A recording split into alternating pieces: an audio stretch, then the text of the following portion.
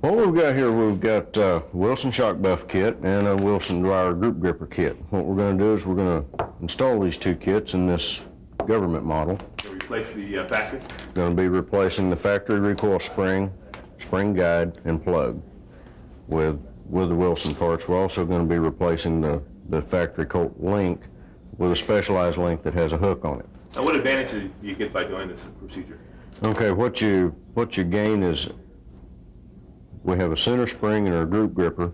When the gun goes into battery, catches on the hook on the link, provides upward pressure to hold the barrel up into firmly up into the slide. Does that make it more accurate? Right, which increases the accuracy.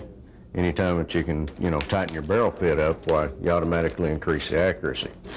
And we've also got us a shock buff kit here to put in conjunction with the group gripper.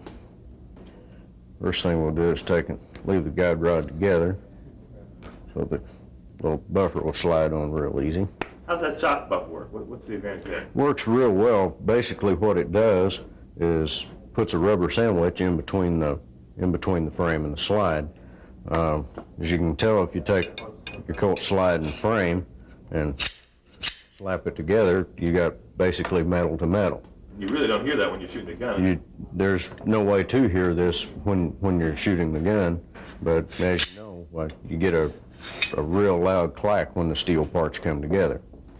If you take, for example, if you take this and slide it together like so, and drop it into the gun like this, you can slide all of this together. Notice the difference in the sound.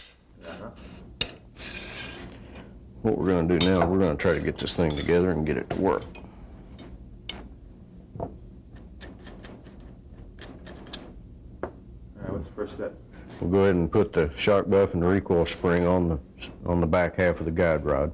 Notice it is a two-piece guide rod where you can take the front half off, and after we get our link changed, hopefully assemble the gun normally, just like a basic takedown and reassemble.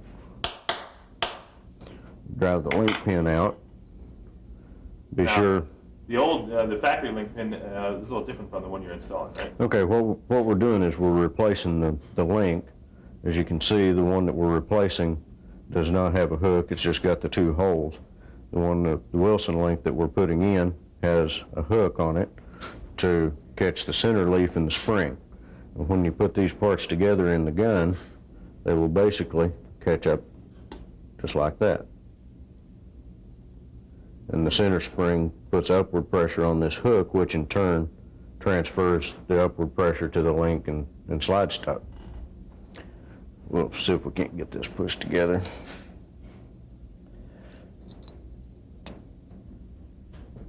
It seems to fit in there fairly easily. Is that normally the case? It varies from gun to gun. Some of your slide stop or some of your link pins will be very, very tight. Some of them will be, really loose, extremely loose. But as long as after the barrel and everything gets together, the link, can't go anywhere. Right. So how tight do you want that thing to be? The link or the link. It doesn't really matter because once you get it in the frame, the link cannot move from side to side. So, you really don't have a whole lot of concern about it. Just be sure that if you've got a loose one that you don't lose your link pin in the process of putting the parts together. Okay, so we've got our link in there, and what we're going to do is we're basically going to just do a normal assembly on this, seeing as how we've got our parts here. Got our recoil spring on the spring guide. We'll slide this right up through here. Fold the link down like so. Slide it onto the frame. Get our link turned toward the front.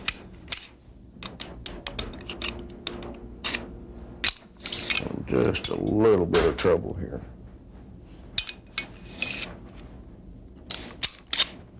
Okay. We'll put our slide stop in. Push the slide forward like so. At this point, it'd be a good idea to pick you up a pair of safety glasses because we're going to put the spring plug in on top of the recoil spring, and sometimes they will get away. Take your bushing wrench, turn your bushing over the plug, lock the slide back, take the front half of the guide rod. The threads in the guide rod really should be degreased real good. We do not want you to put any Loctite or anything like that on the threads. Usually, finger tight them, and take your Allen wrench, give it just a little twist. Not too tight. No, you don't want to really put the horse torque on it, because the back end of the guide rod will turn and bend the side of your frame. How do you check the proper fit there? Okay, what we've got, we're looking for how the rear of the slide matches up with the rear of the frame, which on this particular one seems to be real well. Look at the front of the guide rod, it should be flush or almost flush with the recoil spring plug. Any common problems that you are found associated with this installation? Most of the time, on the government models, they go in real well. Sometimes on the little hook on the link, it will take a little bit of fitting to where it will go forward. Say, for example, if you were using a lighter recoil spring, then you would have to have a little lighter fit on your spring and hook. We can jerk it back apart here real quick and show you where you would have to fit if fitting was required. Okay. Put the safety glasses back on. And like I said before, you want to be sure and not over tighten your guide rod, and it'll usually stay there just fine with just a very light torque and no Loctite.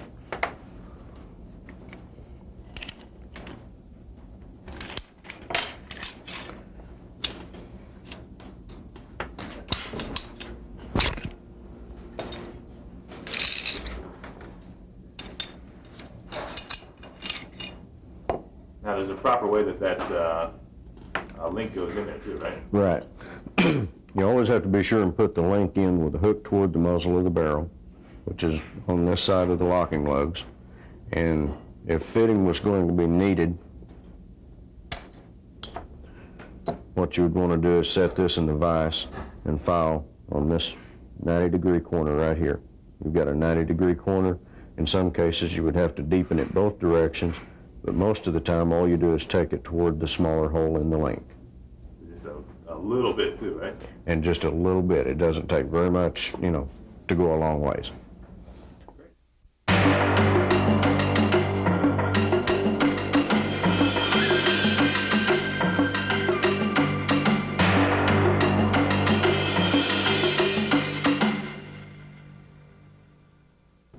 Okay, we're back on our stainless steel Commander. What we're going to do now is tighten the slide. And what we're trying to accomplish there is basically removing the up and down play that's in the slide and the side to side play that's in the slide. Okay, since this is a stainless gun, the way we tighten the slide is we pinch the back of the slide first, then we'll go and pinch the front of the slide and to remove the side to side. With a stainless gun, we're not going to be able to remove as much of the slop that's in it as we would with a carbon steel gun. For full house guns and such as that, we really recommend and prefer to work on the carbon steel guns because you can get them a lot tighter and just come out with a much better gun when you're finished. Do you find that the guns vary from gun to gun or manufacturer to manufacturer as far as how they come to you from the factory? Not really. Whichever brand you choose is going to be, loose. So there's always some play in them, huh? There's just about always play in them. It just varies in how much you have to pinch, and then of course how much you have to pin the rails down on the two sides in the front and the back to get the up and down out.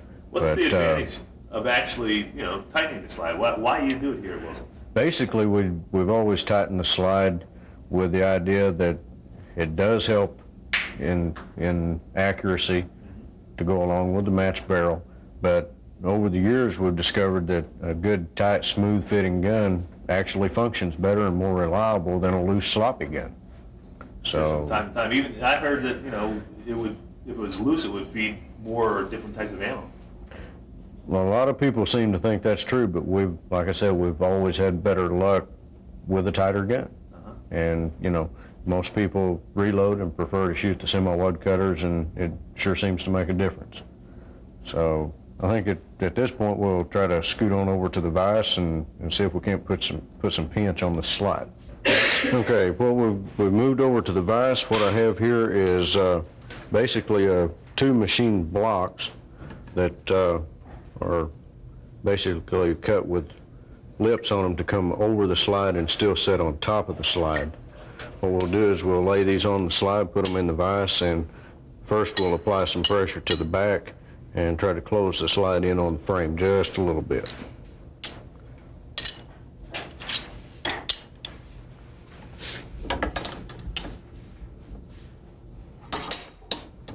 And when you're doing this, it's very important to keep it nice and square in the vise.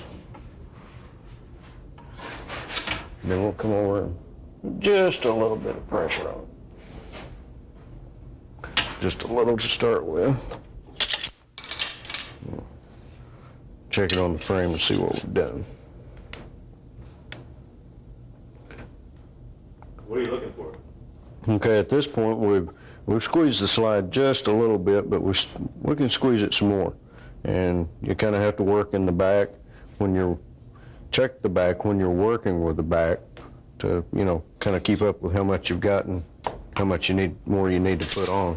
The one point we might make here is it's very important not to over squeeze the slide, because if you do, especially on this weak side where the thumb safety cutout is, it's very easy to squish that and they will crack. It's very easy to over tighten them, and if you get it over tight, then you have to either spread it back out or remove material from the inside. So it's very important not to over squeeze it. So what you're trying to do is just a little bit at a time. Just a little bit at a time until Check it on the frame. you get to where you want to be. So we're going to squeeze this one just a little bit more. And How much pressure are you applying to that vise when you go ahead? not a whole lot. You just kind of have to snug up on it. This is one of those things that it sure helps to have a lot of practice. Yeah, and you're kind of eyeballing it as you go? Mm-hmm. Just basically looking through there to make sure that everything is sitting square, or that nothing slips or falls, springs out of the vise.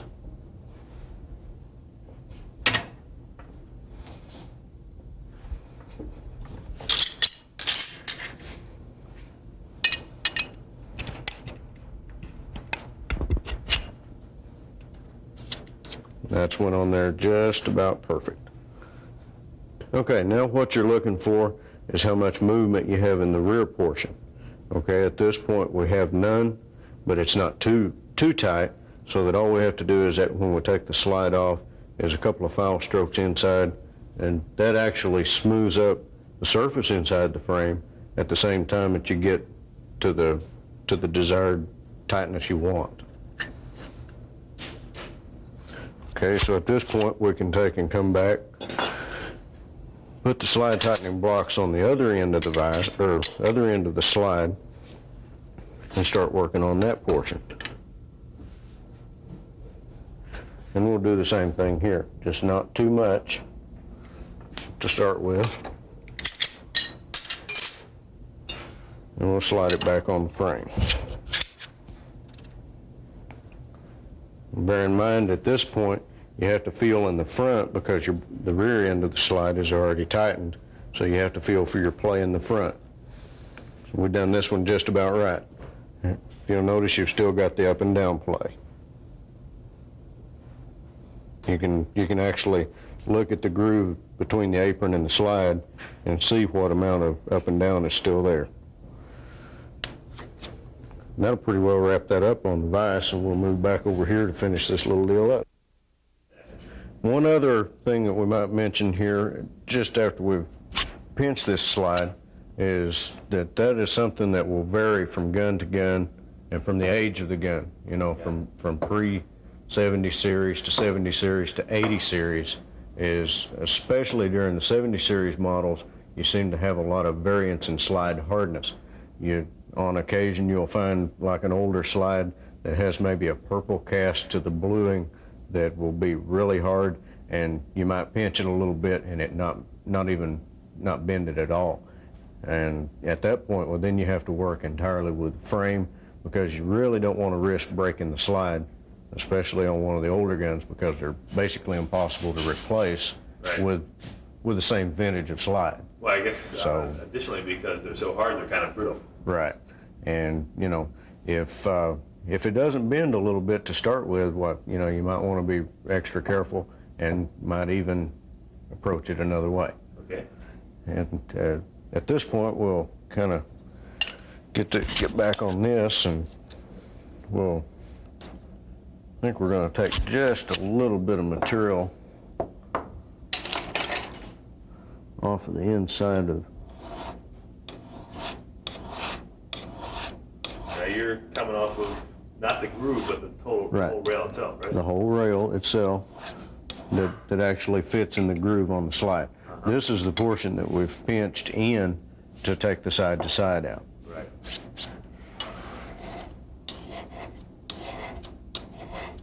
Do a Flat number 2 cut pillar file. It's a lot smoother, huh? We've got that just about where we want it. Just very gently push it in there, and still has virtually no side to side. But bear in mind also that this is a stainless gun, and it does have to have just a little bit of side to side play in the slide, because the stainless steel will gall up if it gets too tight. I think we'll leave that alone for just a little bit and see if we can't peen the rails down on this little guy. For that, the rails down, what are you doing? You're tapping them down? okay, for that, what we're going to do is we're going to use this small ball peen hammer, and preferably with a polished face. Try to keep the face of a slide tightening hammer, you know, really smooth. Makes it a lot easier to clean up the top of the rails when you're finished. Right. So you'll do that just right there on your knee like that, huh? Yep, just like this.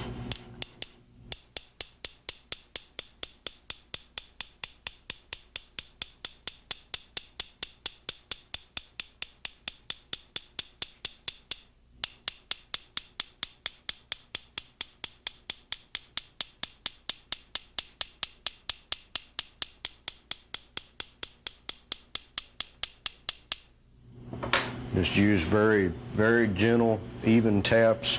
Just basically just run up and down the rails until you, and on a shiny gun like this, and especially a blue gun, you can see even better where your hammer tap marks are, and just make a nice even pattern up both sides of the front of the frame. That kind of just flattens the metal out a little bit, right? Right. Brings it down, and at the same time, it also usually pushes out a little curl on the top edge. And in some cases, you may need to use that. Curl. Where that it actually spreads the frame apart by actually displaces metal to the sides. Right. Now to check that, what are you doing there? Okay, we'll just put it back on the frame and wiggle the front of the slide up and down, and then you can also come to the rear and just lift it up and down like so. We've still got considerable amount of play in the front and the back, so we're going to work on both of them this time.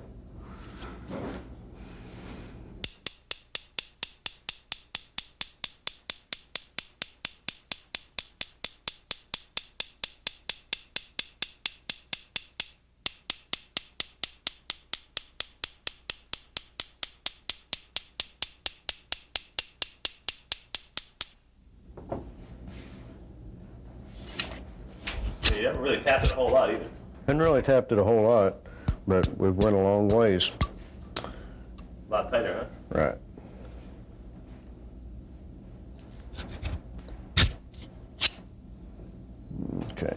Then we'll check the sides of this to see if we're getting any wear marks where we've actually displaced the material.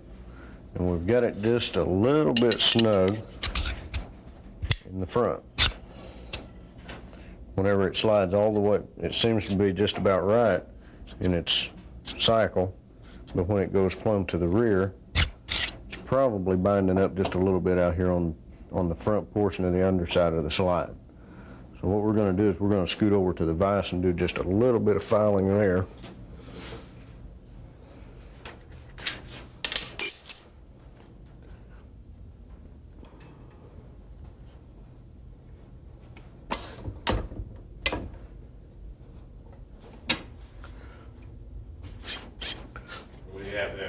What I've got here is a number 0 cut.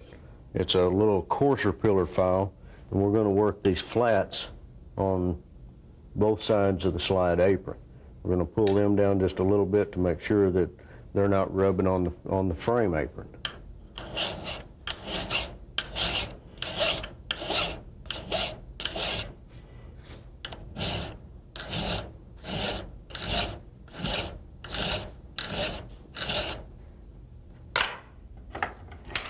We're going to take a regular 8-inch mill bastard file and cut up here just a little.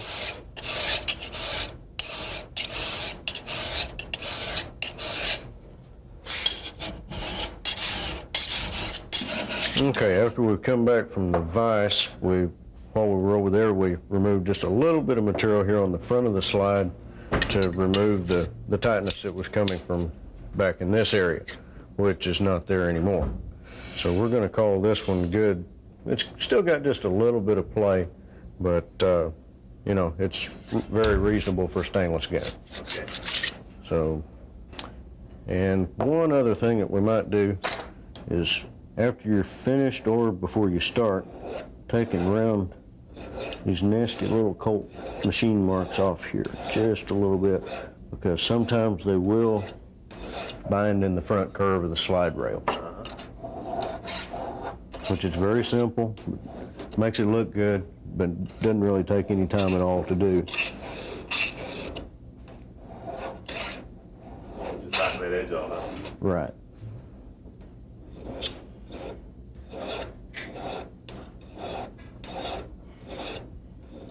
The reason we've done that is a lot of times here in the slide, they don't fully machine them out far enough, so what you get is a binding in relation to this and this whenever it comes to the rear.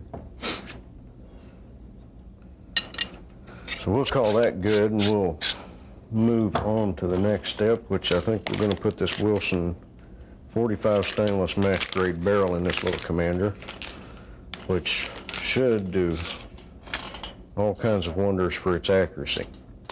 What we've got is Wilson barrel, 416 stainless.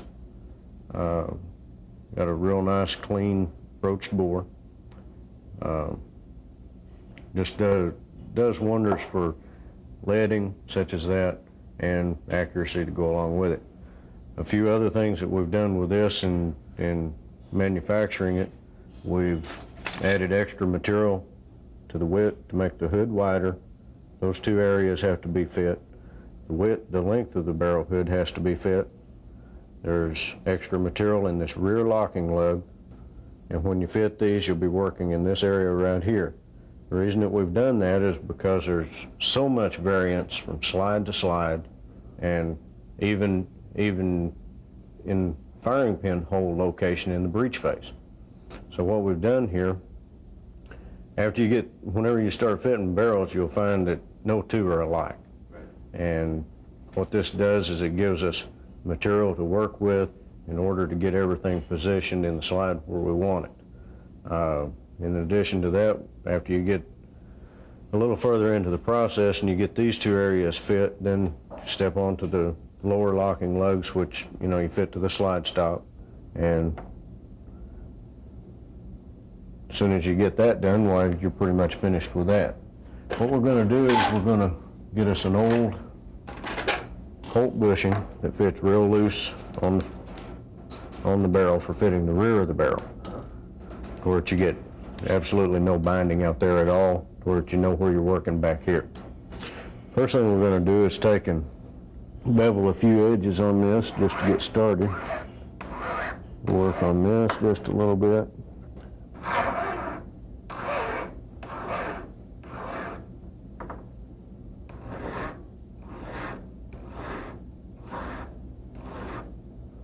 Of course, that's going to make some sharp corners. We'll knock them off. And we'll take our wide pillar file, the fine cut.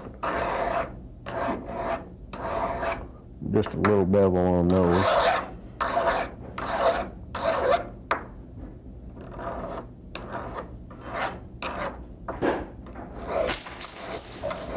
Main reason for doing this is to be sure that whenever you take your frame and your barrel just drops down in here, a lot of times the corners and stuff aren't clean in the frame, so you just kind of break the sharp edge to it to be sure and drop down and scoot back in the frame as far as they're supposed to. At this point, we'll slide the barrel up into the slide.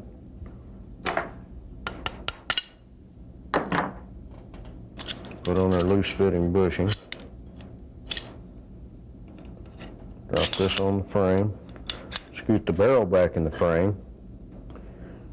Slowly close the slide on the barrel and holding the barrel to the rear. Bring the breech face up, and you may be able to see right through there and catch some daylight and be able to tell which side of the barrel hood is going to need to be fitted. You know, you actually have to remove some material to get the width down to where it'll slide up into the breech face.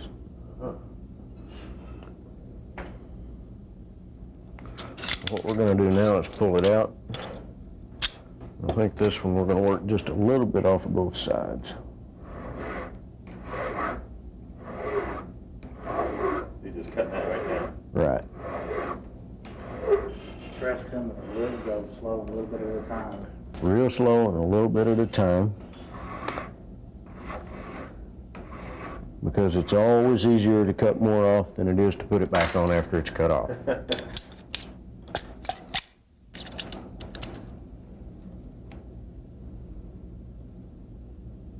Okay, we're going to have to take just a little bit more off. What are you looking for there? The fit again? Okay, what we're looking for here is not necessarily a light type fit, but it's better if you can keep the light out of it. What we're trying to do is hold the barrel in its operating position in the frame, Right. which keeps it where it's supposed to be side to side. At the same time, you're pushing the rear of the slide up, and you want your barrel hood to slide right into the gap for the. Now, it's not fitting right now, right? It's not fitting right now.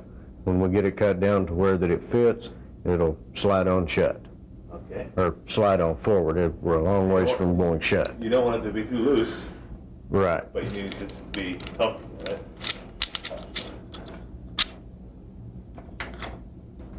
And you're just going to cut some more off, right? It's going to take just a little bit more off. Like I said, it's very important not to take too much off, because you can always cut just a little more off if you need to.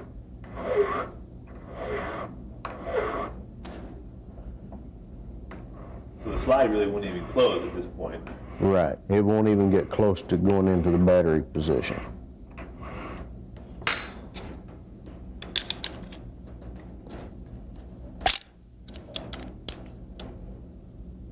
There we go. And hold still. Okay, now watch very carefully what we've accomplished. The back of the barrel hood has now come up against the breech face, And you really haven't taken a whole lot off. and haven't removed a whole lot of material. And this, like many other things, varies from gun to gun. In some circumstances, the material might come off of one side only, or it might come off of the opposite side. Right. Or, in this example, we've had to take material off of both sides. It's a matter of eyeballing it and see Right. which side looks. Right. And the only way that you can really tell which side it needs to come off of is to position it in the frame and hold it back in the frame seat and slowly push your slide up until you can see the daylight through the frame and the slide. See which side needs it. and you can see which side needs to be trimmed. And that's it, you're not gonna take any more off, huh? We're not going to take any more off of there unless later in the fitting procedure, when it starts up in the slide, it happens to bind to one side or the other, Okay. which it probably will not do, but it has done before. Uh-huh. Okay, so that's the rear part. What else do you have to say? Okay, at this point, we can take and make sure we've got all the crud off of the breech face. At this point, we'll start doing the length of the barrel hood, which controls when the barrel comes up in the slide. Okay, at this point right here, you've got some play there, but your barrel's not actually come back far enough to go up into the locking lugs. You're pushing the barrel back with your finger there, right? Pushing it back and pushing it up with my thumb. When we trim the back of the barrel hood enough for the barrel to scoot back in the slide, and after just a few thousandths taken off, it'll slide right up into the locking lugs. Yeah. Right. Okay, so what you're going to do now is just cut down. What we're going to do now is we're going to pull this out and shorten the barrel hood just a little bit.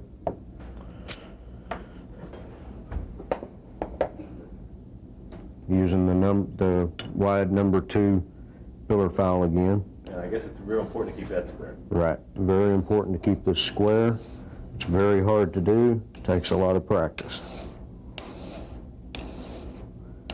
Another good reason to recommend just removing a small amount of material at once. We're gonna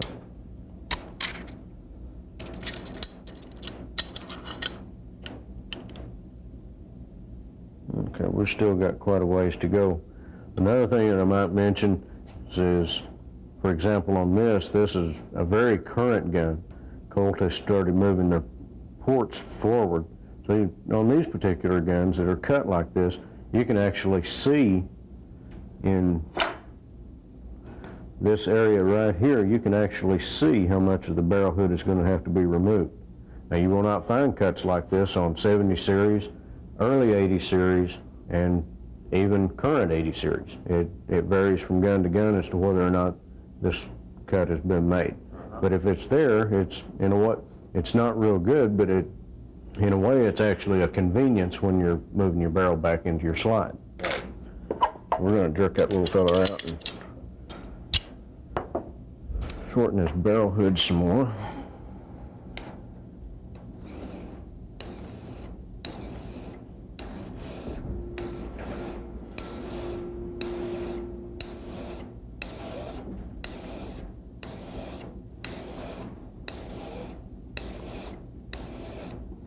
Just removing a small amount of material at a time. Put the bushing back on. And you can even tap the front of the barrel a little bit. Make sure it's all the way back, huh? And make sure it's all the way back.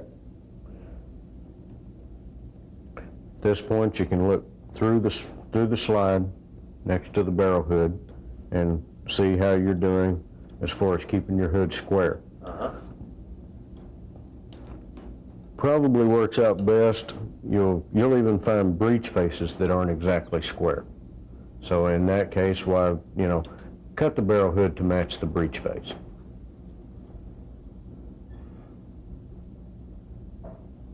You really can't see any light through that because it is still good and square. Good. Good. How's it fitting in there? Did it fit? Not yet. We've still got just a little bit more material to remove. But you see every time it gets a little closer, right? Right. Okay, what we're trying to do is we need to lay the slide up here with the barrel. Yeah. What we're trying to do is take and drop this lug and this lug and the front of this one into these grooves on top of the barrel. Right.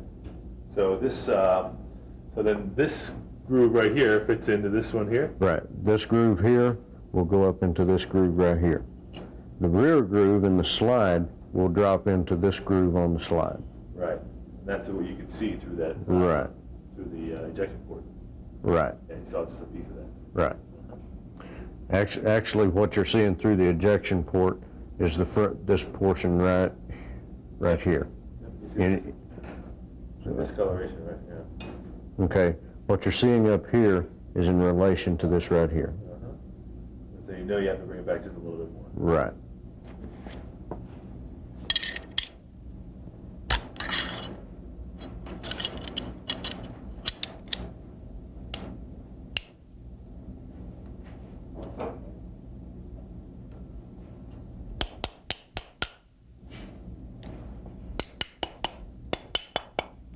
Okay, we're almost there. What we've done now is we've cut enough off of this to where that we have been able to tap that up into place with the plastic mallet.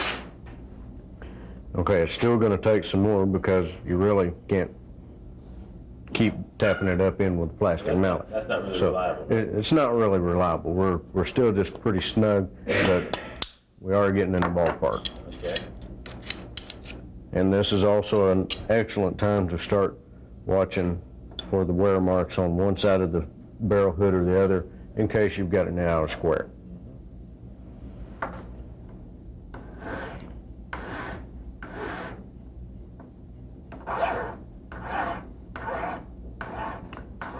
You just bring that edge down. Just breaking them little sharp edges to where that you don't happen to accidentally have a sharp object going into a rounded corner, say for example in the breech face.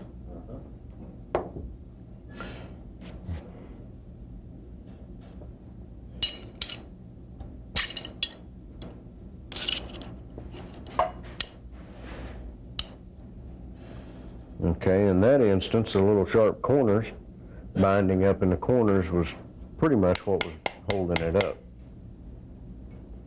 And we've got our barrel hood just a little bit out of square, and it needs to be come back just a little bit farther. So this time we're going to work off of the side that was contacting the breech face.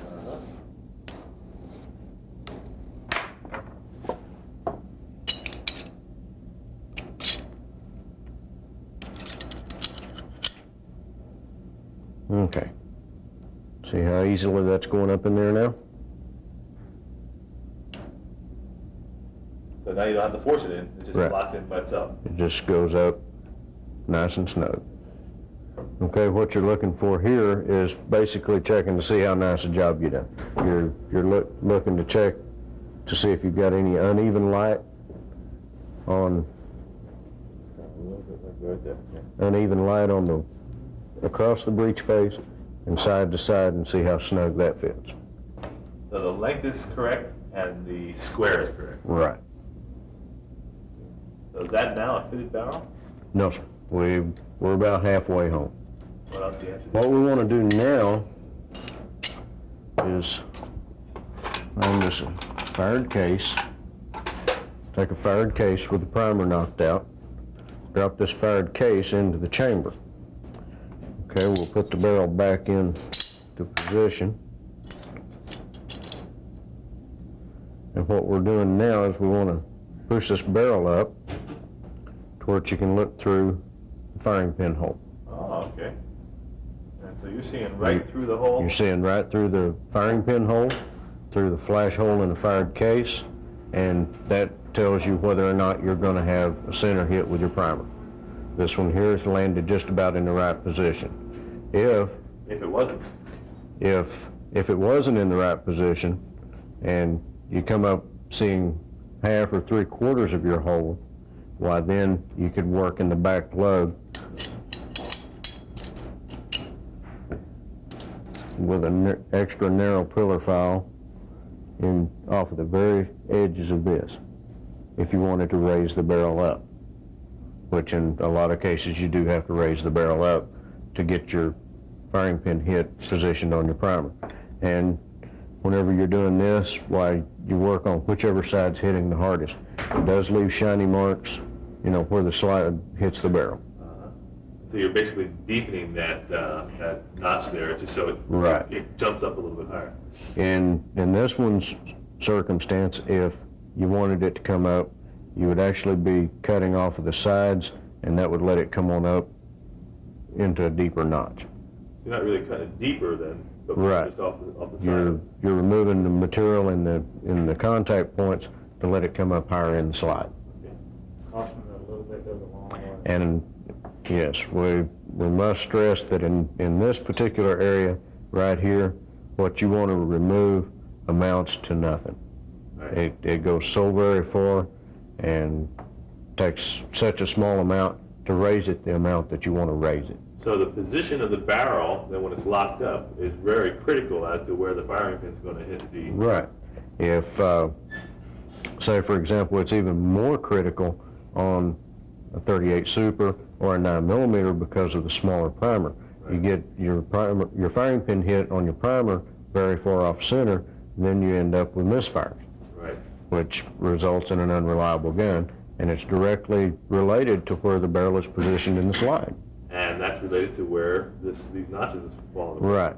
And, you know, on our barrels, we've tried extra hard to make sure that these barrels are compatible with just almost anything you could think of to put them in, 1911 style autos.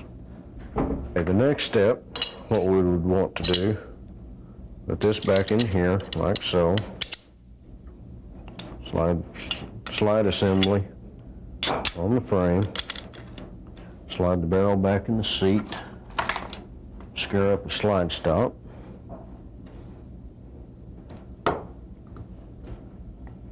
And we're going to have to trim the barrel just a little bit. What we've got here is we've got a little extra material that's sticking out in the slide stop hole. He's going to get down there close now. Hold on, there you go. Just like that. That's good. What are you looking at? You can see that little half moon sticking out there probably. So we really have to remove that. The material on the barrel is what's stopping the slide stop. You can't push the slide stop through. So it's there. Okay, what we've done here is we've basically just cut a nice flat on here with a narrow pillar file to where the slide stop will go through. Okay. Move back to the bench and see how much good we get.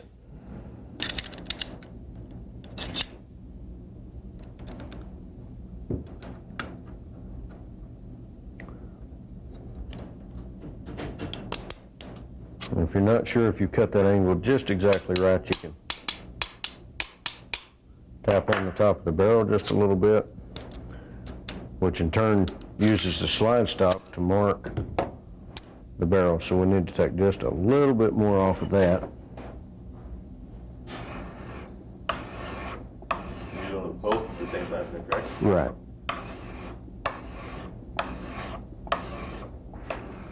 I'm just removing a little bit of material at once.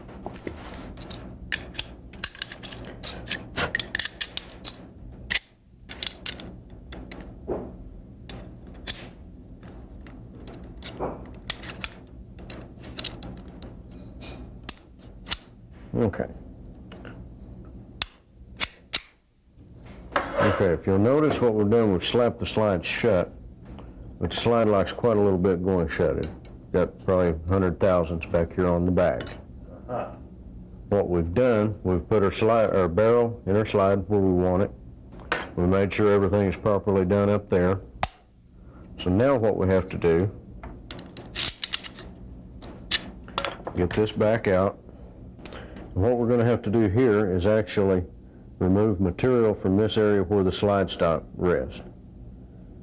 And what we're going to do there is we're going to use a round file, basically the same diameter as the slide stop pin, or the axle on the slide stop.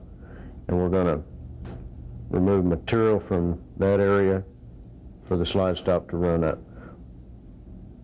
Actually, what we have to do here is basically, if you follow the contour that we've machined on the barrel and stay with that contour and not alter the contour any at all, when you're finished, it should be really close to right.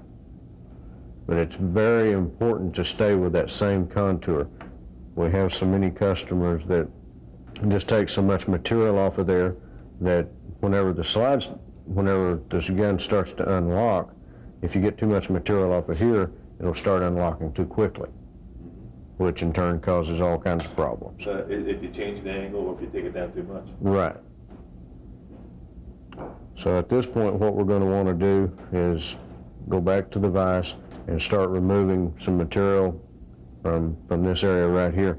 Where we slap the slide shut the first time, you can see probably a little wear mark right there, right up on that point where we started that.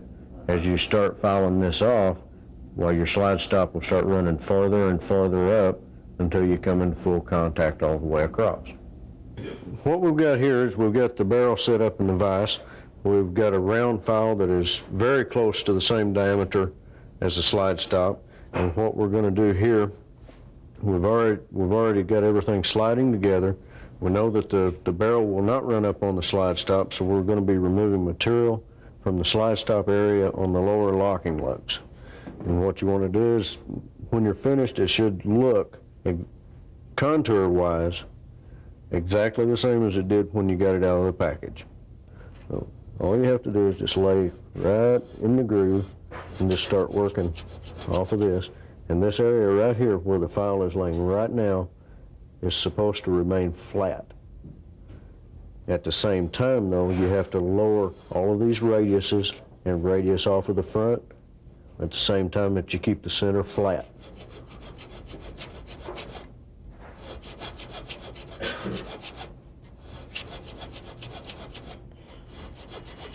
This first time, we're basically just removing the tool marks.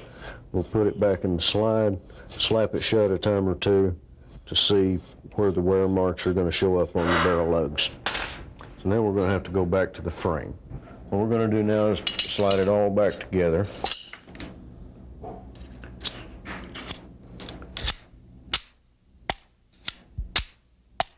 What do you do? Just basically slapping it shut on the fresh cut lugs, and what that should tell us is if both sides are hitting evenly or not. Both sides are hitting. One side is hitting a lot heavier than the other, and it's very, very important not to remove too much material at once. Just slap it shut and, see what kind of wear mark you get, and file that little wear mark off and make it nice and even. Don't remove too much material at once. It's very important to not overcut, especially in this area right here where the slide stop, or where the link starts to roll the slide stop over to the front edge, because you need to keep all of this material here that is possible to keep there to keep it from unlocking too quickly. So what we're going to have to do now is go back to the vise and do a little more cutting right here and keeping this radius for the slide stop to land in after it runs back this flat right here. Okay, what we've been doing over at the vise is fitting this area right here. If you'll close up on that, let me put it in the gun and we'll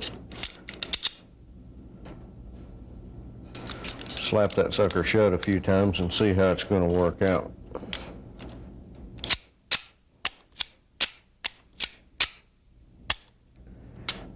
Okay, we've got it where you can gently push it completely shut. Your slide's going completely forward, even with the frame. Let's have a look at our lugs and see what they look like.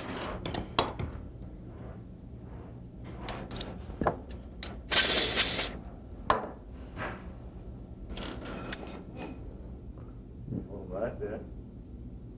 Okay, what are you looking for? Okay, what you're looking for in this area is all of the contact that you can possibly get, which in relation to what you're seeing here is the shiny mark in relation to the flat sandblasted color. Okay. And basically what you're getting whenever you show these shiny marks through that whole contour is a real good solid fit with your slide stop. Okay, turn just a little bit to the rotate to the other side. Other side, keep on going, rotate, rotate, rotate, rotate. Yeah, just about like that. Okay, so show us the contour again, where it's coming in contact.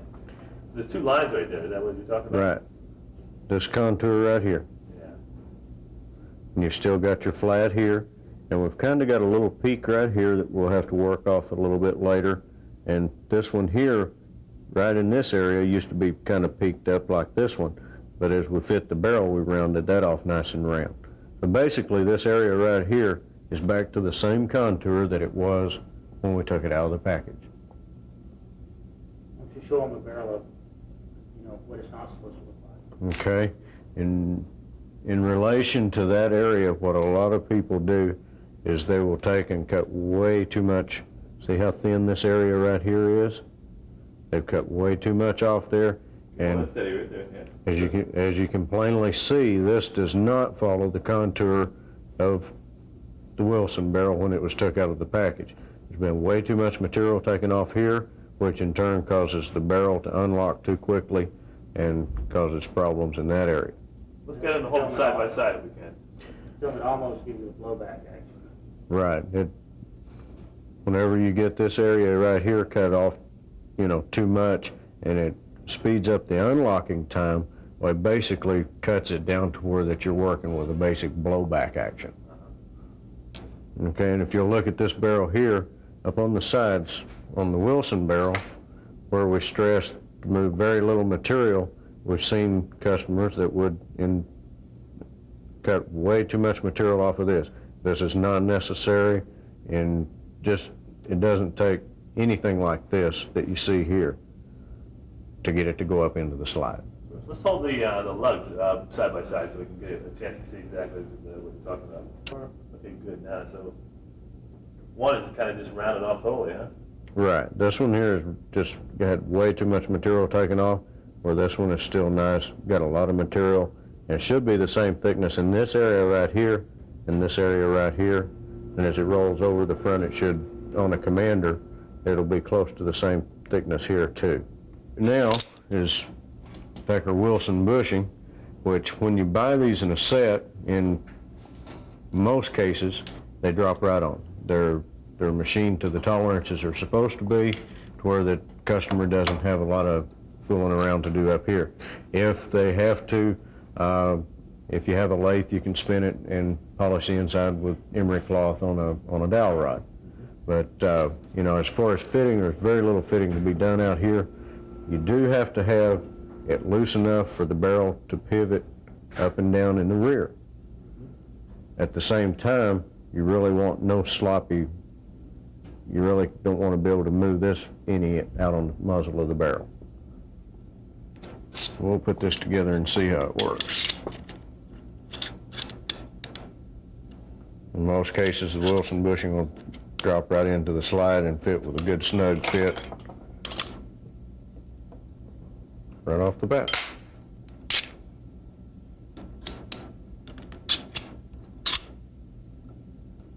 Very good.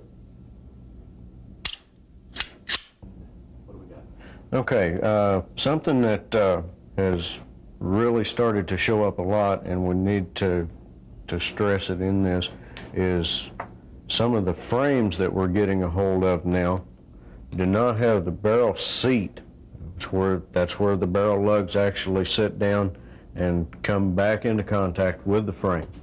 What we're ending up with in a lot of cases on that is when a barrel is, or a frame is properly machined,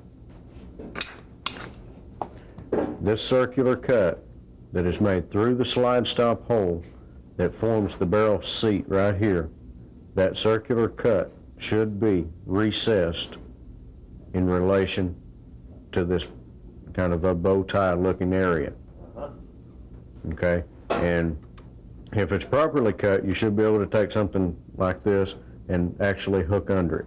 It should be recessed some, if not quite a bit.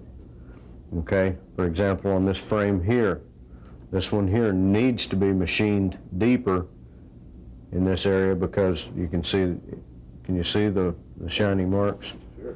Those shiny marks that we're pointing at, them actually need to be machined out, and that area needs to be recessed toward that the barrel contacts in the upper portion of the frame seat, where the barrel sits in the frame.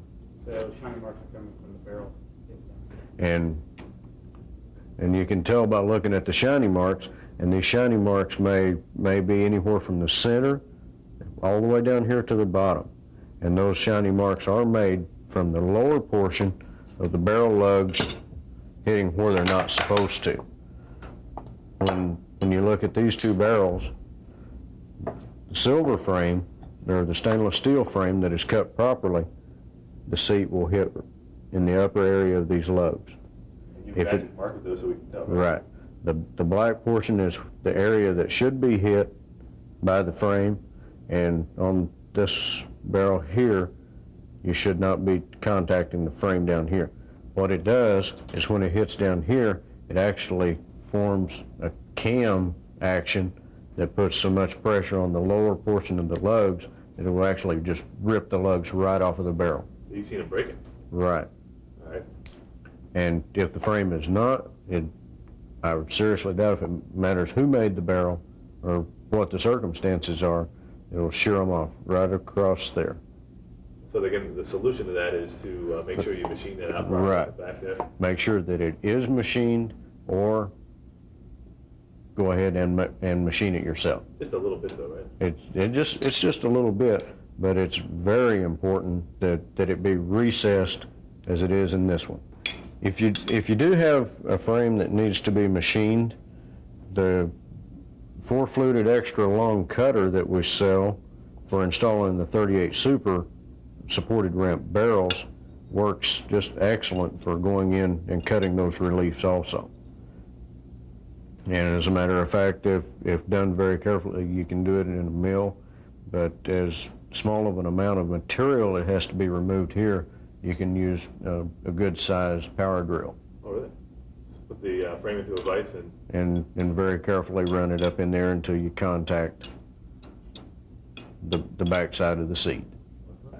Okay, what we've got here, we've got our barrel fit in the barrel hood area, the upper locking lugs, the bushing is fit, the lower locking lugs are fit. Now what we need to complete this project is a barrel link. What we're going to do is pull the link pin from the Colt barrel, and then we're going to take our calipers and we're going to measure this area right here. okay. And hold on. Get a close up, Jack. And he's gonna. That's perfect. Okay. Now what are you looking for? Okay, what we're looking for here is the measurement from the outside of the hole to the slide stop bearing surface. Okay, that one's going about 87. We'll check the other side and come up with virtually the same, which is good. Okay, then what you want to do is we sell the link kit. They're numbered 1 through 5. The number 3 link is basically identical to a Colt link in hole spacing. So what we're going to do here is we're going to take and modify this link because it's so very close to what we need that, you know, it's best not to elongate the holes too much. In this area, this one here's got to come out just a few thousandths because of the smaller distance from the outside of the hole to the slide stop bearing surface. So what we're going to do is we're going to elongate this hole just a little bit to keep from having to remove extra material from the lugs to where you still get your slide stop rotation over the lugs. What we've got here is we're going to stick a round file in the larger hole and cut out the lower side toward the small hole. We need just a few thousandths taken out of there, and we're going to do that right now. And using a file, Right. right? Just a little bit at a time. If you don't take out enough to start with, you can always go back and take out just a little bit more.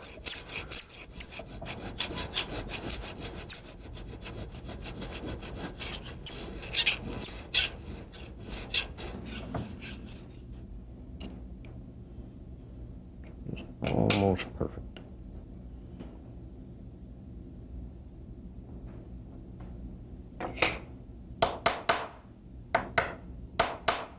Now what are you looking for as far as the fit there? What makes it right? Okay, what you're looking for is what you'll be wanting is for your slide stop to run true in your link, stay on the barrel lugs, and get no interference from the link. If you fail to cut enough of this out, then you will end up with your hole spacing farther apart than the amount of material you have from the outside of the hole to your bearing surface.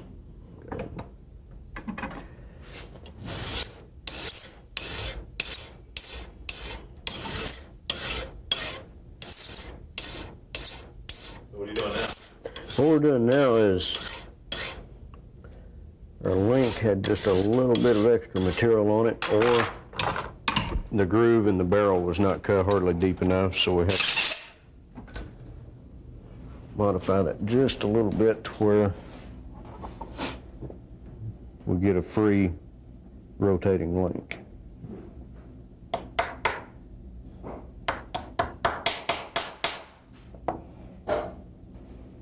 And when it's fit properly, it should rotate like that. You should be able to stick your slide stop in it, get a rotation over this, like so, and when your slide stop should stay down on the locking lugs of the barrel without any interference from the link. So this contact is what you're looking for. Right. And then it should also be able to rotate off of the front. If we start at this point right here and push it back, it stays on that flat and actually comes back into the curve. That area right there remains flat. And as it starts to rotate over, I mentioned before we still had this little point here. We will have to take that off because it will not get a full rotation. It goes to right there and stops. So we've got just a little more filing to do right there in that area, and then we'll be pretty much finished up with this.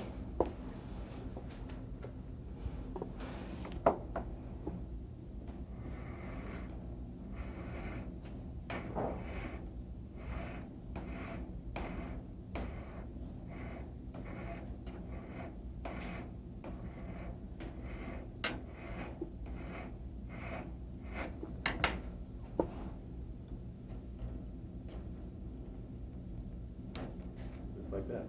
Just like that. And it's in contact the whole way, that's what you're looking for, right? Should be. And one other point though is you say contact all the way. It really, the contact that it makes down here is not that critical. Where it's critical for accuracy is in this area right here.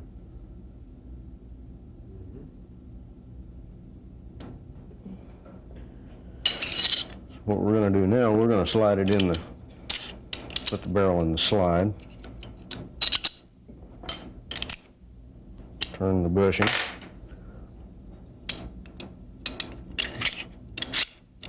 Slide on. Slide stop in. And you should get a nice smooth operating slide and barrel assembly like so. Seems like we've got that just about where we want it. We'll take and move over to the vise to where that we can put a little file and polish on the peen marks that we've done on top of the frame rails. We'll move over here for that.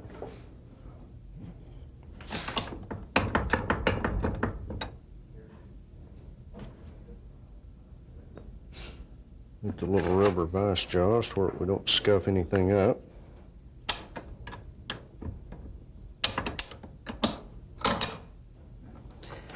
At this point, we'll take an 8-inch mill bastard file, and this is another one of the places where we don't want to remove any more material than absolutely necessary.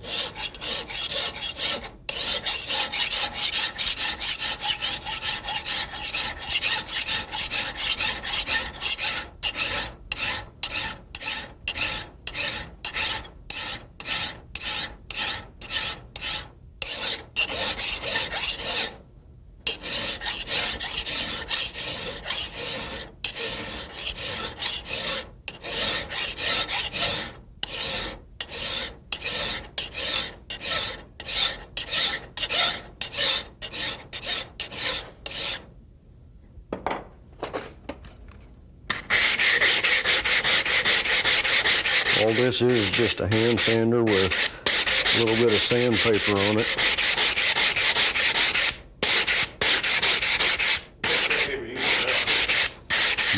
It's just a piece of fairly it's about a medium coarse belt grinder, that happened to be the exact width of what we needed, and does a real nice job of removing the file marks from the coarse mill bastard file.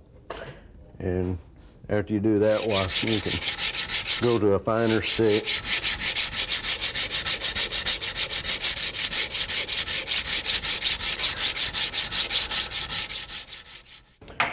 For this, we'll just leave this one kind of like this and leave it up to whoever's doing it to decide how far they want to go with the polishing on top.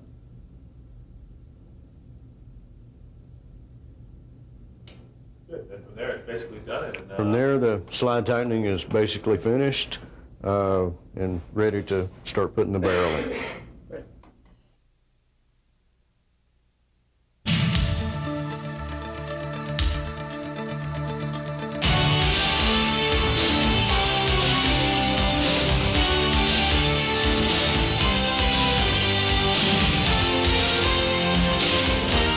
This is the barrel that we just finished fitting to the frame and the slide, and what we're going to do now is check and see, since we did remove some barrel from the length of the hood, metal from the length of the hood, we need to check the chamber depth to make sure that it's deep enough to accept most any cartridge that any average person would come up with. What we have is, this particular one is a brand new commercial cartridge that drops down into the chamber like so, and it does not go flush or slightly below the length of the barrel hood. It should be at least flush and a little bit below if possible. So what we're going to do is, since this one is not, we're going to put it in a vise and show you how to ream it out to where that it will drop to the proper level.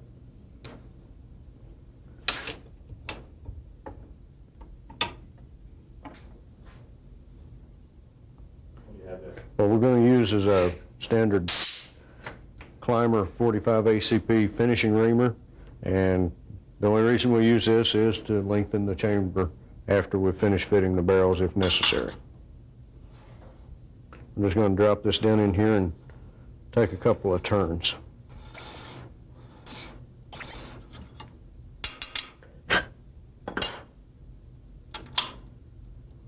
Those reamers are very sharp and cut very quick. At that point, we've already come down almost flush. So we'll take a couple more turns out.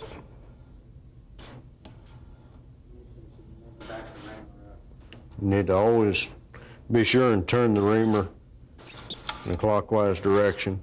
Never back it up because it will damage your reamer. Let's see if we got this just about right. Need about a couple more turns and it'll be just about perfect. You always need to keep your reamer nice and clean where that it doesn't make any gouge marks with metal chips.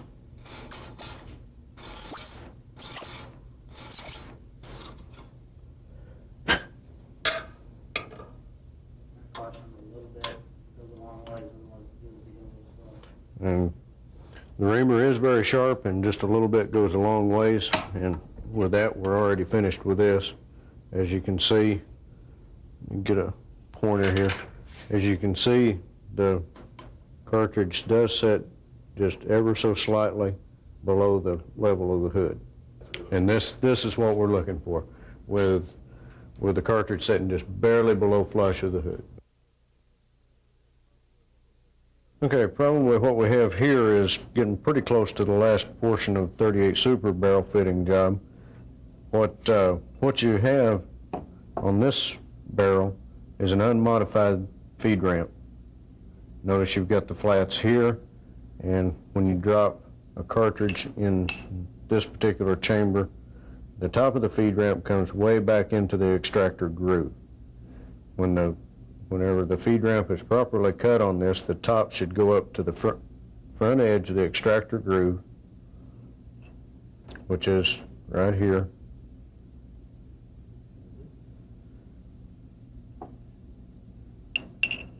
You usually start cutting at the top until you get it as far forward as you want. Then we start cutting on the bottom until it sticks out into the mag well, approximately the thickness of a magazine tube into the mag well.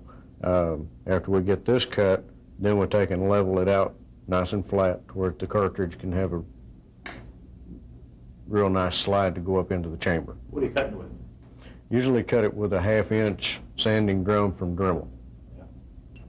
Those come in medium and coarse grit, and usually start out with a coarse grit to where you can, really move some material, because they're, as you can see, when you set the barrels up side by side, there's quite a lot of material that has to be removed from this feed ramp in relation to this one. And the way they come from the factory or from your out of your bag, they have a little bit of extra. Right, they have plenty of extra material here, and that just needs to be cut to match the cartridge when it sets in the chamber, and what's left at the bottom of the feed ramp in the frame. Well, how's that relate to the frame? Let's see. Okay, this one here hangs well over into the feed ramp, like so. This one here, we can get a shot of this, just barely hangs over in the feed ramp. Approximately the thickness of a magazine tube. And so the object is for you to match those up. Right.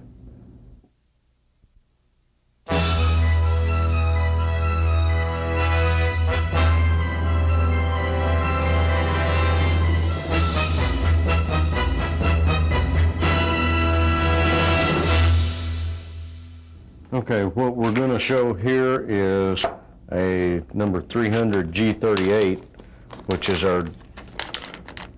it's a fitted barrel that uses a bushing compensator. Basically, the barrel fitting procedures is the same as described in previous portions of the film. The only real difference is whenever you get to the compensator portion, after your barrel is fit and your bushing is fit, why, at that point, then you would take and have the gun fully assembled, and what you would want to do is screw the comp onto the barrel, have everything fully assembled, and you can screw it on far enough that it will not go shut, and back the comp off until the gun will go shut, and at that point you can decide whether or how you want to fit the crack in between the front of the slide and the rear of the comp. If you choose to have a closer fit, you screw it on an extra turn till the gun will not go shut, and at that point, while you start working off at the back of the comp with 8-inch mill bastard file, and you have to put a little bit of an angle on that, approximately 1 to 1.5 degrees, to compensate for the back of the barrel coming up. And you just continue filing off of the back of the comp, put it back on and try it. You cannot have the front of the slide bumping the rear of the comp when the gun is actually cycling, because it will disturb the fit of the threads and the Loctite after it's put together. This particular kit, it's very important when you do put it together that you degrease the threads on the barrel and in the comp. The way we do that, we use a good gun degreaser and go over it once, air dry it, go over both parts a couple of times and air dry them. Most of the gun degreasers, when you spray them on, they get cold, and they will condense moisture, and even that little small amount of moisture will keep the Loctite from sticking.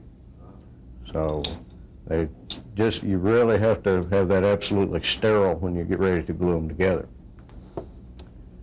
Now, when you talk about taking down off the back of the comp, that's basically just filing it down when you stick it. Right. Just set your comp up in the vise,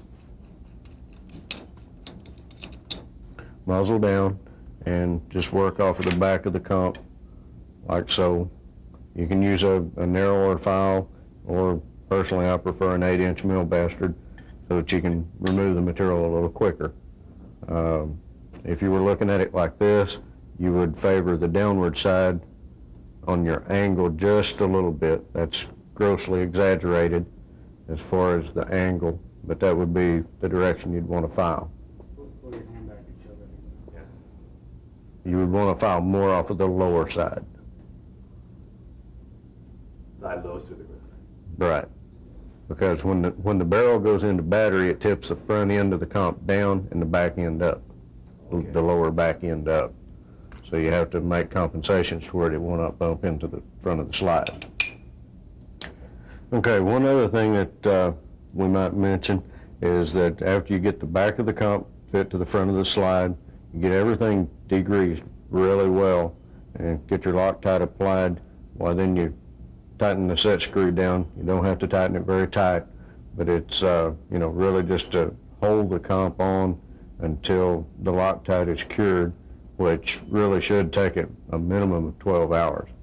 You should try to let it set at least 12 hours to make sure that the Loctite is really cured up real solid. Okay, what we're doing here is fitting a tapered barrel shroud into the front of a super grade slide.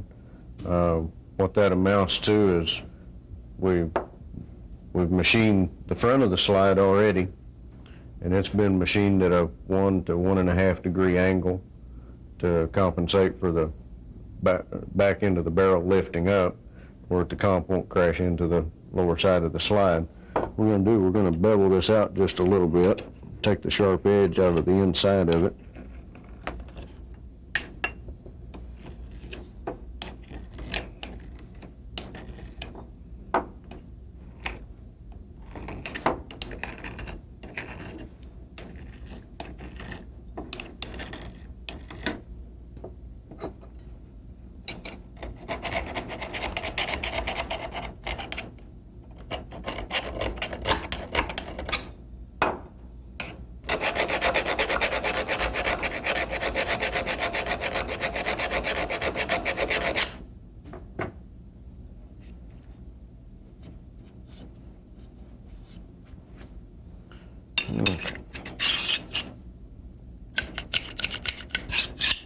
What are you feeling from there? Feeling to see how tight the taper is fitting into the inside of the slide. What we're going to have to do, we're going to have to trim the barrel hood just a little bit so that it'll slide on back in the breech face, which, as we've mentioned before, has to be done with the barrel sitting on the frame.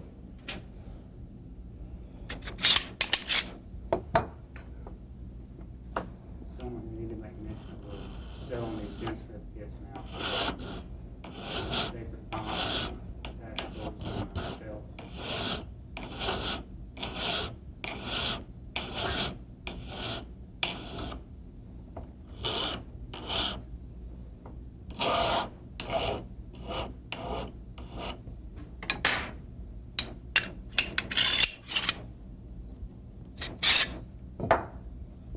Okay, now that that's started in there, we'll tap it back just a little ways. And what that will do is it'll make marks on the tapered part of the shroud where it's getting tight in the slide. What we want to do is we want to take and cut them off, which we'll do with a wide number 2 cut pillar file.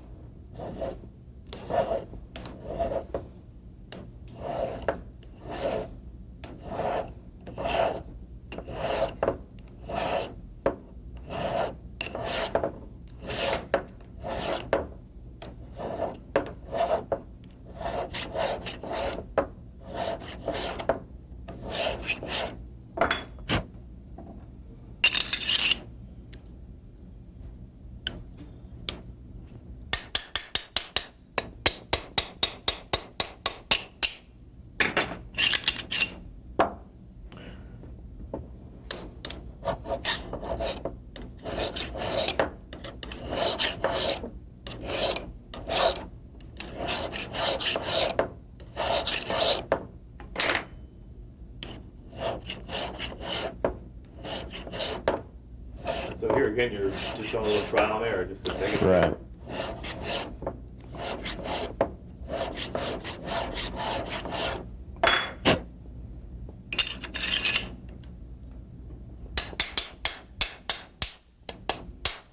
Still just a little bit snug, but at that point you can drive it on up to meet the face of the slide. You can also at that time look in and check the length of the barrel hood against the breech face. Hold on right there. Let's look at it real quick.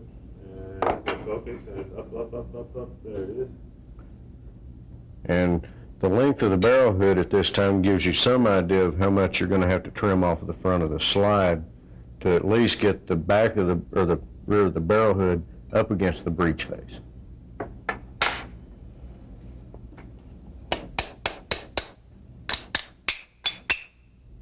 Okay, we've got the tapered part of this barrel fit to the inside of the slide. It is coming up against the front of the slide, so what we're going to have to do now is take and trim some off the front of the slide to allow the barrel to go back just a little bit farther to allow it to go up into the battery position. This would probably be a good time to explain just a little bit about this application applying to the tactical barrel that we sell and also the officer's model stealth barrel. Now, fitting all three of these barrels is basically the same, with the exception of you're working with a double taper on the officer's model. In some cases, you'll have to do basically the same thing in some areas on behind this step up. This has a step in it right here, and some slides will come in contact with the back behind this step. But other than this, all it needs is a clearance.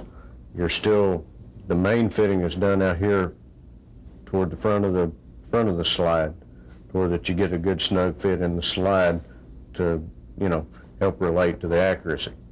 And then, of course, we leave this extra long toward that you'll basically have a handle for handling the barrel and putting in the slide, fitting the barrel and everything. After all your barrel fitting and everything is done, then we'll take and chuck this up in the lathe and trim it off to where that it has a length approximately like this. Measures about 100 thousandths. We'll do the same thing on the tactical special. It's identical to what we've just done here. And there again, we'll leave the front end on it as basically as a handle. And after the barrel fitting and everything is done, as you can see, there's no ports or anything in this or this one. After all the fitting and everything is done, then we'll cut this one to a thickness of 165 thousandths. You just cut it right down? Right. Just cut it right down, recrown the muzzle of the barrel, and of course you can see the barrel is flush with the front of the plate. But basically all of the fitting takes place out in the front half inch of the taper. And that's basically just going in there with a file and... Right, until it will go into the front of the slide.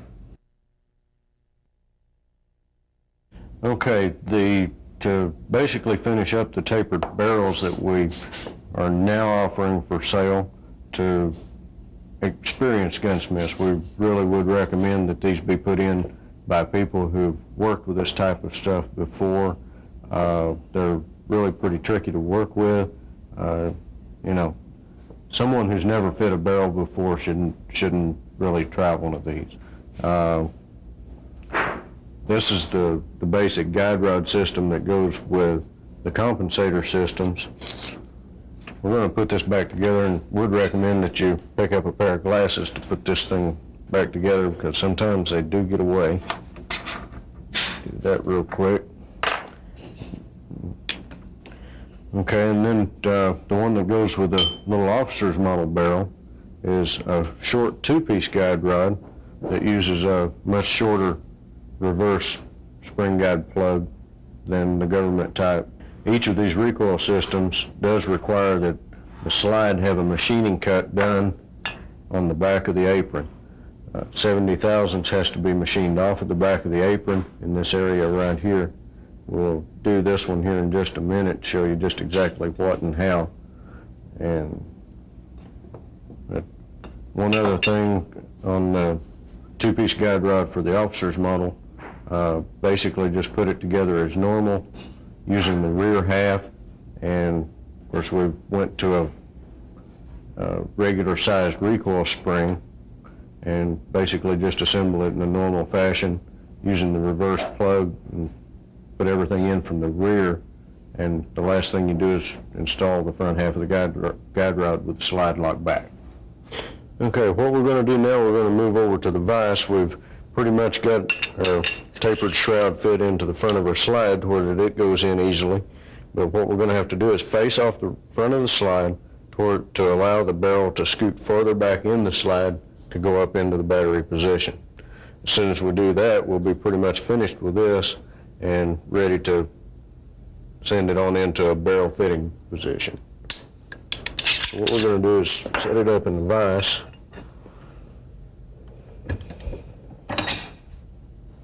Fairly snug so it doesn't chatter. You have to keep this nice and level. But also at the same time, if you haven't machined it, you're going to have to take more off of the bottom than you do the top.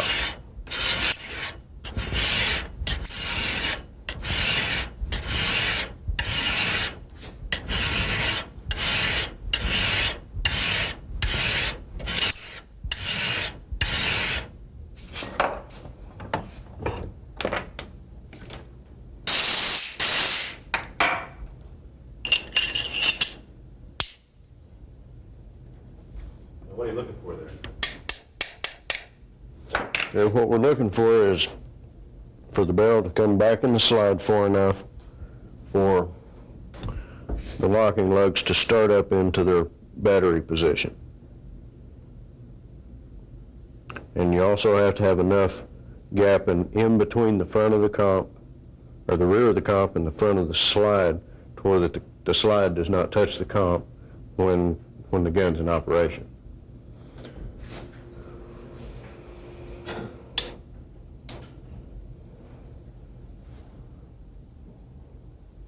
We need just a little bit more gap and we'll call this good.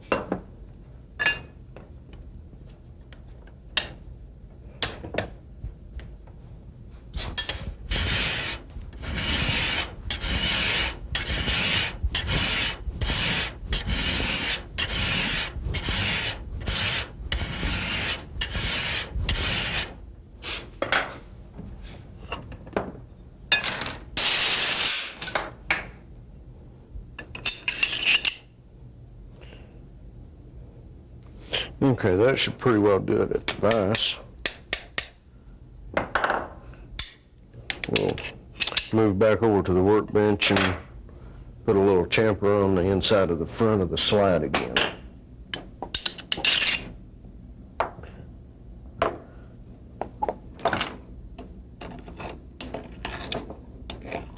And you're just kind of cutting off the edge. Just cutting off the sharp edge of this, just inside, so that, you know, it won't bind into any, say, rounded corner or something like that. Gives a little room for trash, you know, toward it doesn't bind up in the front.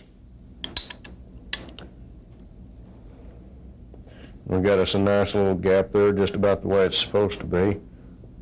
The gap will be right in between the front of the slide and the rear of the comp. It should be 5 to 10 thousandths of something like that. You know, something not real visible, but still yet you should be able to see a good piece of daylight through it. So there's the gap right there you're talking about. Mm-hmm. Tilt the muzzle back. Tilt it back just a hair. There. Too much? Go back up a little bit. Go back up. Up, the other way. There you go. That's it right there. Okay, that's what you're looking for, that gap. Mm-hmm. As long as you've got that gap in there, you should be in business. Now we're ready to go on to the barrel fitting procedure. And that you saw already. And that we've seen already. Okay, great. And once that's finished, You want to show those, as this is what the finished job should this is basically what a tapered shroud should look like when it's finished. Of course, we've got our cross the slide dovetail front sight, and the tapered shroud, and should have a nice little gap in there, just like we've showed.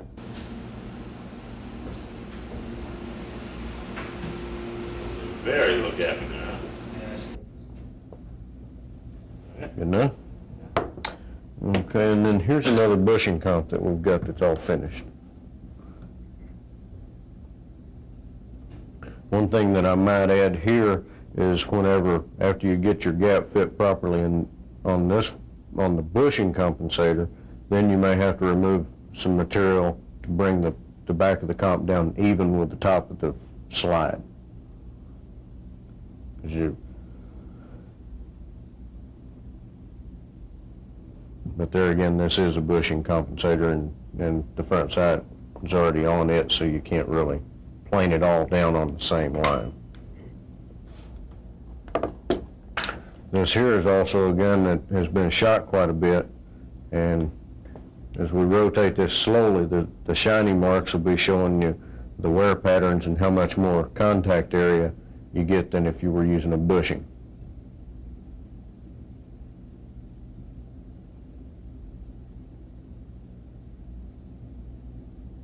Okay, what we're going to do here is we're going to show how to plug the original Colt front sight hole with the original Colt front sight. As a matter of fact, we don't even take it off to do that. What we're going to do is we're going to set it up here in the vise. And actually take and file about 2/3 of it away.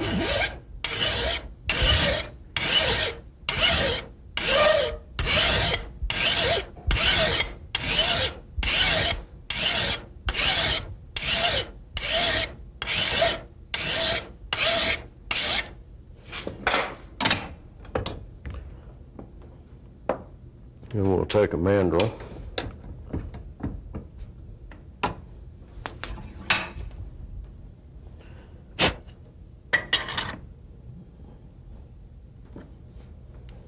We'll just take a polished ball peen hammer and just peen this out until it's nearly all gone.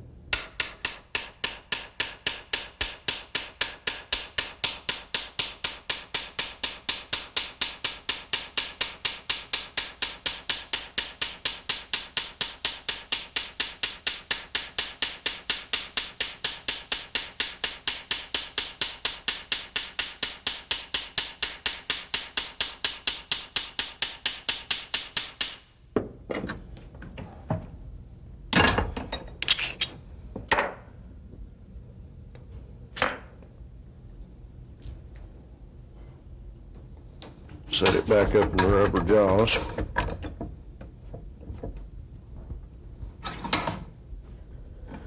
And then just take dirt and start dressing this off until we come down to the original material of the slide.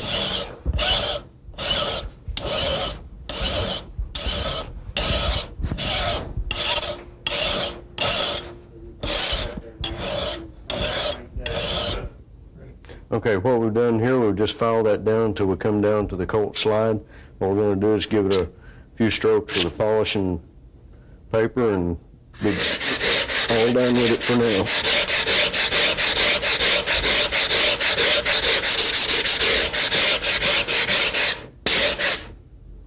If by chance that the Colt slide you happen to be working on has a great big flat where the front sight sits, then you have to file down to that flat to get rid of all of that flat, and sometimes you'll have to run it on a government halfway back or all the way back to the ejection port to get it to contour out the way it should. That can, at that point, it could be sandblasted and reblued or metalloid, or, you know, sent to the machinist for serrations on the slide top.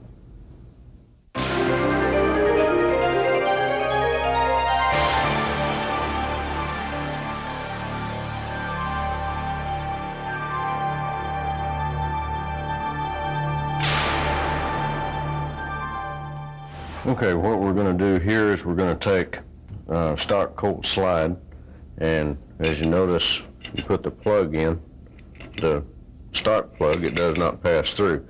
What we have to do for the reverse plug is we have to bore out the center and then machine 70 thousandths off of the rear of the slide to accommodate the lip on the reverse plug so that it will slide in from the rear. And to do this operation, we're going to have to move over to the milling machine. Okay, we'll move over to the milling machine. Be sure and use safety glasses for this since there is a lot of metal chips. What we're going to do is level this slide out and remove 70 thousandths from the rear of the slide apron. You come down almost to the rails on the slide, and we'll fire this thing up and come up and touch off on the rear of the slide and remove 70 thousandths from this area.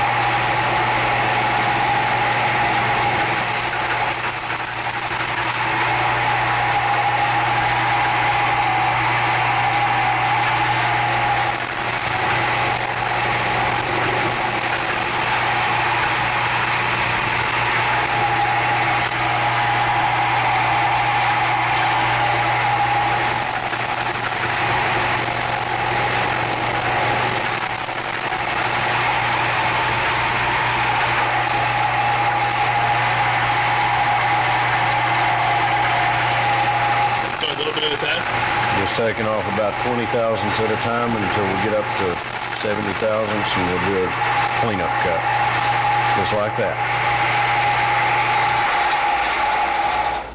Finished with that, we'll be moving over to the vise to finish it up. Okay, what we've got here, we've finished our 70 thousandths machine cut. If you'll notice that this particular area right here, we'll show this over here, is about twice as thick as this front area. There's a shelf inside that has to be removed in order for the reverse plug to slide through the rear. That's what we're going to do in the vise right now. What kind of tool are you using for that? Okay, what we're going to use for that is basically just a sharp-pointed half-inch end mill that we'll use to rough that out, and then we'll finish it up with a reamer. Use the padded vise jaws so as we don't disfigure anything. I'm going to turn my vise just a little bit.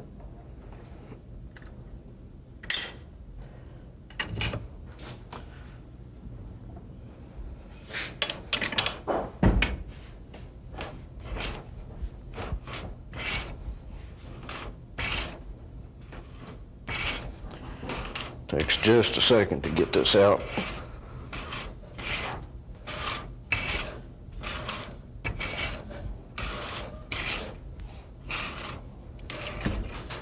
Just like that.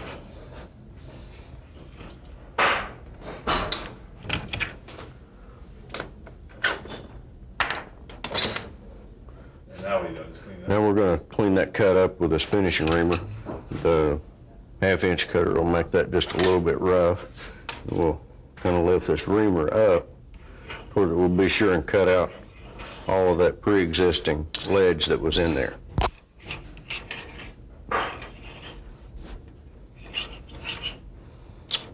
Just like that.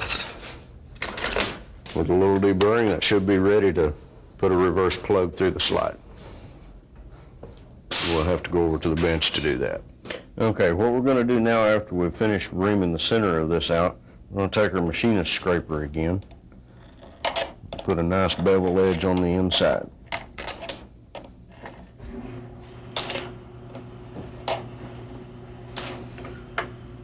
And the main reason to do that is because on the back side of the plug, we do have a radius there to give that extra strength. Okay, with that deburred, this should drop right in.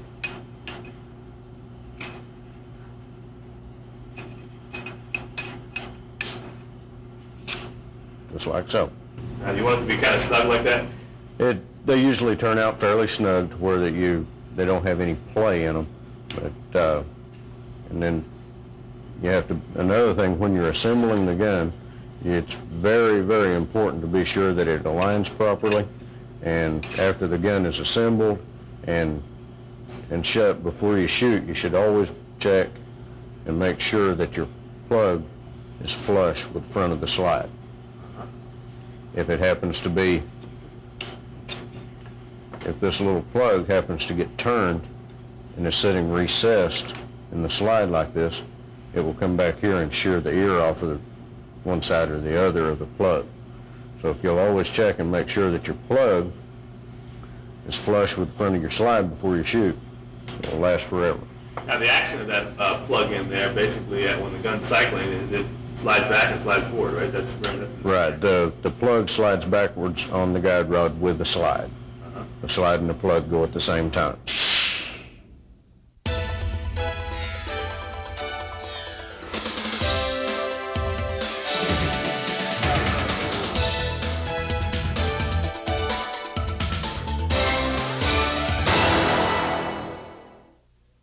Okay, one last thing we need to do after you check your extractor tension, get it polished up and adjusted, take it out of the slide. One problem that you might run into, especially on older guns, is the width in here, the breech face. One thing you want to do, take your extractor out and get a new factory case and put it in there. Make sure that there's enough clearance in there side to side. How much is enough? What we need to have in there is at least 20 thousandths. I'm talking side to side this way.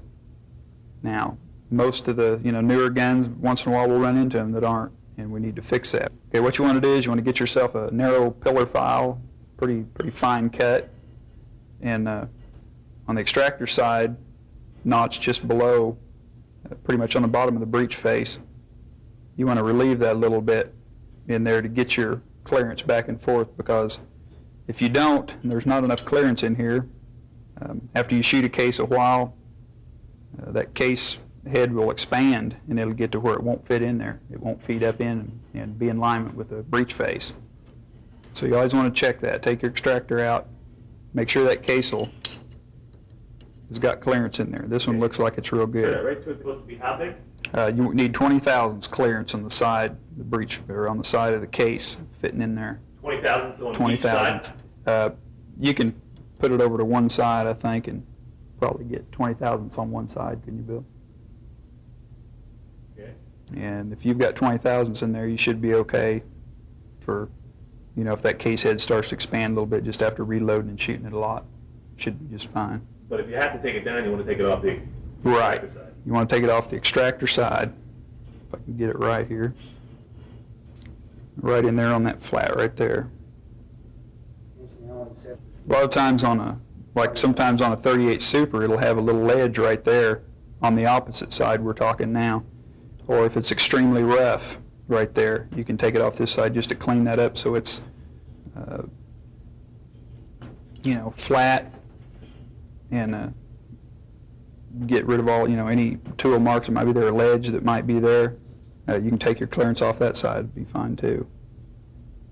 But that's real important that you have that clearance in there. After you fire a case a few times, well, it won't fit anymore. It'll get up underneath the extractor, even with the proper tension, it probably won't fit. It won't feed in and snap up underneath there. So that's one thing you definitely want to check after or before you polish and adjust your extractor.